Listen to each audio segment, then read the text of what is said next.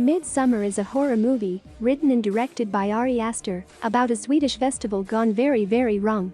The film was directed by the same mind behind 2018's Hereditary. This follow-up is equally disturbing as its predecessor. Midsummer. If you haven't seen this beautiful descent into madness yet, keep in mind that this video will bring you nothing but spoilers. Before we proceed, please don't forget to subscribe to MRC and also to click the bell button to be notified about our future videos. The movie is ultimately about the end of a relationship between the two main characters, Danny and Christian. Ari Aster was recovering from a breakup of his own while he was developing the film, and his experience influenced his writing of the characters. In particular, Danny. Ari Aster has described it as more of a breakup movie than a horror film. One of the major inspirations for this mind-bending folk horror film was the 1981 Albert Brooks comedy, Modern Romance. The story plays out as a series of increasingly shocking revelations. The movie looks a lot different from the perspective of Palle, the member of the horror the Commune. Out of all of Christian's friends who come to the Border Festival, he's the only one who knows what's going to happen. The audience also gets competing perspectives of Danny and Christian's relationship. The audience sees Danny going through an incredibly traumatic time, needing the support of the left one more than ever. But we also get a look at Christian's perspective, seeing a guy who's falling out of love with his girlfriend and tired of dealing with her drama, whether any of it is her fault or not. Complicating matters are Christian's friends, most of whom clearly don't like Danny and are encouraging Christian to pull away. As the film commences, Christian is on the fringes of breaking up with his girlfriend of almost 4 years. When Danny's bipolar sister committed suicide and takes their parents' lives in the process, though, Christian decides to stay with her out of obligation. Winter transitions into summer, but a lack of communication continues to put a strain on Christian and Danny's relationship. Danny's mental health is showing no signs of improvement either, as she breaks down at the mere mention of her family. Much to the chagrin of his friends, Christian invites Danny to accompany them on a trip to a Swedish village where a 9-day festival is held every 90 years. The only member of the group who seems to empathize with Danny is Palle, who is originally from the village and invites Christian's friends as his guests. What starts as a hopeful summer vacation turns sour as something is visibly off about this village and its hippie community. The sun virtually never goes down. Disturbing artwork is plastered everywhere, and there's a mysterious yellow fortress nobody is supposed to enter. Even more random, the villagers have a caged bear on standby. Aster and his team spent months researching Scandinavian and Germanic folklore and scattered Easter eggs throughout the film, which also hinted the culmination of Danny and Christian's relationship. Major plot points and other characters' deaths. One of the most important set pieces, the bunkhouse, exemplifies this attention to detail. The inner walls are covered in elaborate murals painted by artist Bradner Persson and based on medieval art. If you look closely, these images actually reveal much of the plot. For example, above one of the beds we see an illustration of two people having sex surrounded by onlookers. This clearly refers to the mating ritual Christians later learned into to impregnate Maya. Danny spends most of the movie as a passive protagonist, mostly only reacting to events as they happen. She doesn't want to be a needy person and bends over backwards to take the blame for her own clinginess, always going with the flow in hopes of salvaging her relationship. So she ends up on a trip she didn't plan under the influence of hallucinogens she didn't intend to take. She gives hoping all the while that Christian, his friends, or the world in general would just give her a break. Nothing life feels in her grasp until the end of the movie, when she's finally crowned the May Queen and given ultimate power over the communist. After spending the whole movie as a doormat for Christian and his friends, she ends up symbolically, at least, in control of their fates. Danny, a psychology student, makes reference to the psychological process of a breakup, seeing the signs up for dissolving relationship and Christian's distancing behavior in that sense. The whole bunker's final sequence can be read as a ritualistic look at how a relationship comes to an end. As the movie begins its third act, both Danny and Christian agitate their friends with their relationship was to become separated, experiencing different parts of the festival on their own. Christian goes into a trance-like state as he cheats on Danny with Maya, the commune girl who showed signs of being smitten with him ever since his group arrived. Since we've seen him beat drugs and hex to the point where his mind seems blank, there is a strong sense that he is not doing this voluntarily, urged on by sheer physical desire, rather than conscious thought. It becomes more evident to the audience. Why Christian and his friends are there when Pally tells them about the village's fertility. Being a small community, the villagers have resorted to incest, while sibling relationships are generally frowned upon. Relationships between cousins are approved. One young resident in particular is clearly a production of inbreeding. Having been horribly deformed since birth, outsiders have been brought to the village to procreate with the women, introducing new blood into the gene pool. That's not the only purpose Christian and company serve. However, if you thought the village's offbeat nature was a product of the drugs and hallucinogens our characters were taking, things get real when the two camp elders jump off a cliff to grisly results. Another illustration shows people cutting their hands as a sacrifice. Soon after, we see the old couple cut their palms atop the cliff, right before they jump to their deaths. Also covering the walls are many runes, an ancient language that features heavily throughout the film. The characters refer to the runes as Elder Futhark and Younger Futhark, two evolutions of the same system of language. As one villager explains, it's tradition for elders to commit suicide at age 72. This naturally doesn't sit well with two visitors named Simon and Connie, who plan to get out of Dodge when Simon mysteriously disappears. However, a villager informs Connie that he left without telling her. Connie also vanishes without explanation, shortly after indicating that nobody can willingly leave this place. If you look closely at the sun-like entrance to the village, you'll see the same shape, but upside down. The X inside the sacred temple can mean gift, which makes sense as a community is planning on gifting 9 souls to the gods.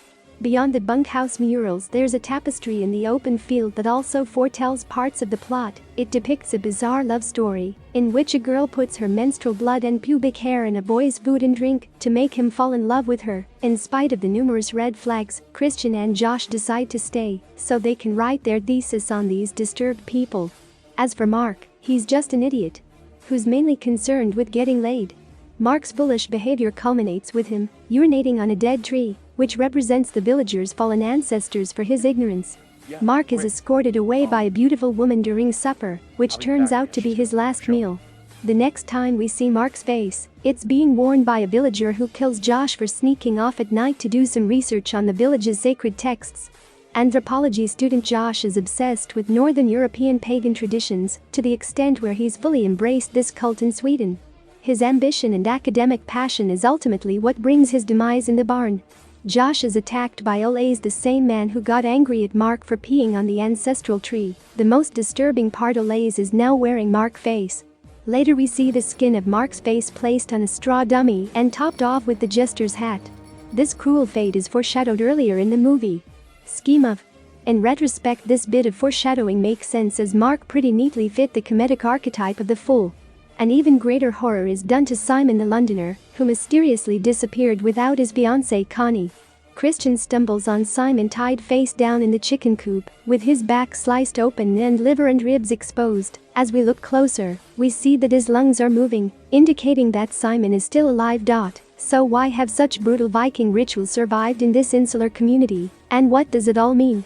To get an idea, we should look to Reuben, the so-called oracle in the community.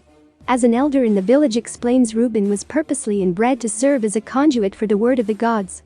The boy is said to have unclouded judgment as a result of his condition and his pure blood. Towards the end of the movie, he's shown sitting on a seat covered in cotton, looking almost like he's sitting on a cloud. This just leaves Danny and Christian, who have only grown further apart since arriving. Although Danny has always been skeptical towards the village, the community has also been strangely inviting on multiple occasions.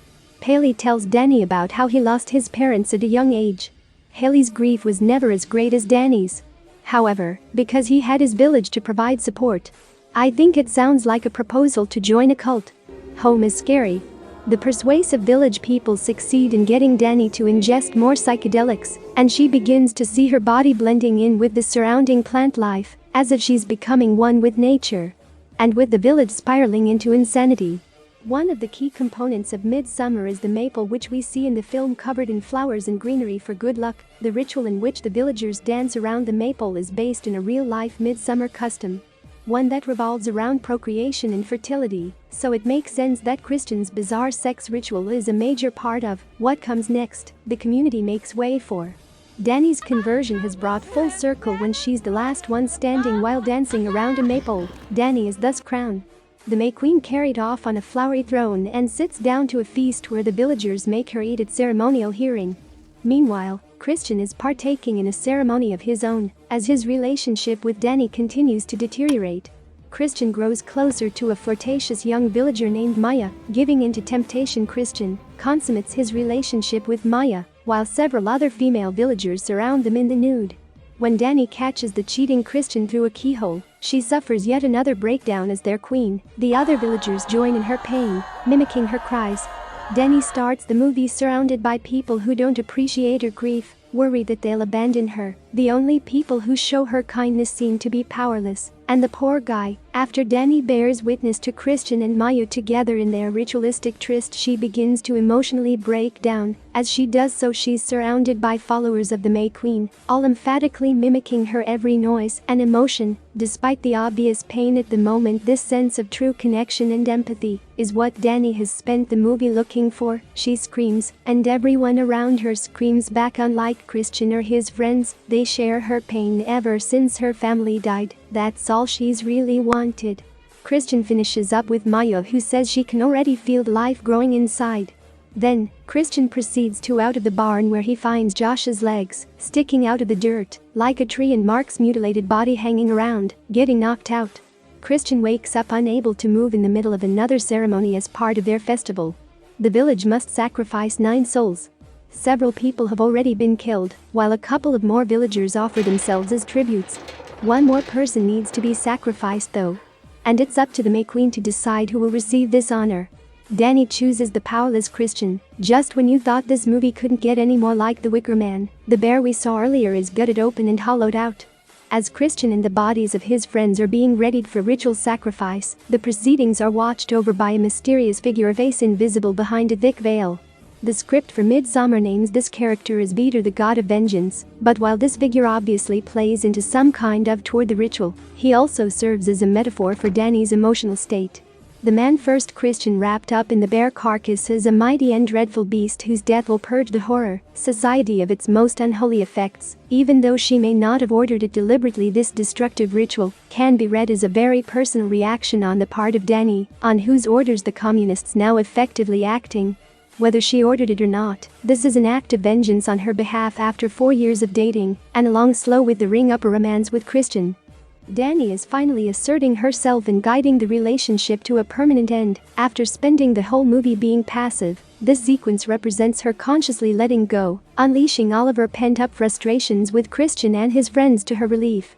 Christian is forced to wear the bear outfit as he's placed in the yellow house we saw earlier, along with the cult members who agreed to give up their lives in several corpses. The dwelling is then set ablaze as Denny watches with her new family.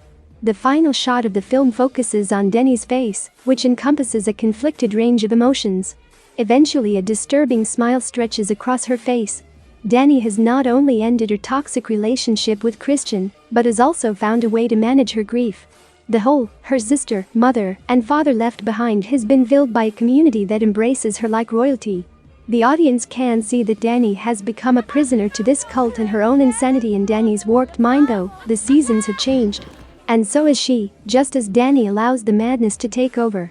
Seeing her smile could come as a total shock. It's cathartic, it's weird, and it doesn't make a ton of literal sense, but it does make sense emotionally, making for a haunting final sequence that is, Aster Zeddy intended, mainly viewers perplexed about how they're supposed to feel. And that's it for the video, guys. Please don't forget to like, share and subscribe to AMRC. Also to check out our other videos, so we can continue to bring quality content to you.